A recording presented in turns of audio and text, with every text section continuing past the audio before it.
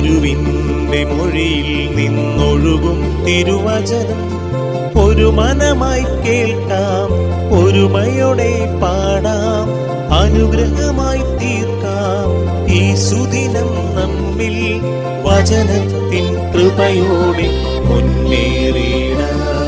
വിശുദ്ധ മർക്കോസ് അറിയിച്ച സുവിശേഷം 12-ാം അധ്യായം 36-ാം തിരുവചനം. പരിശുദ്ധാത്മാവിനാൽ പ്രചോദിതനായി ദാവീദ് തന്നെ പറഞ്ഞിട്ടുണ്ട്, കർത്താവ് എന്റെ കർത്താവിനോട് അരുളി ചെയ്തു, ഞാൻ നിന്റെ ശത്രുക്കളെ നിന്റെ പാദങ്ങൾക്ക് കീഴിലാക്കുവോളം നീ എന്റെ വലതുഭാഗത്ത് ഉപവിഷ്ടനാവുക. കരുണ്യവാനും സ്നേഹനിധിയുമായി ഞങ്ങളുടെ നല്ല തമ്പുരാനെ, ഈ തിരുവചനത്തിന് അനന്തശക്തി മനസ്സിലാക്കുവാനും അതനുസരിച്ച് ജീവിതത്തിൽ പ്രാവർത്തികമാക്കുവാനും വേണ്ട കൃപ ഞങ്ങൾക്ക് ഓരോരുത്തർക്കും നൽകി അനുഗ്രഹിക്കണമേ.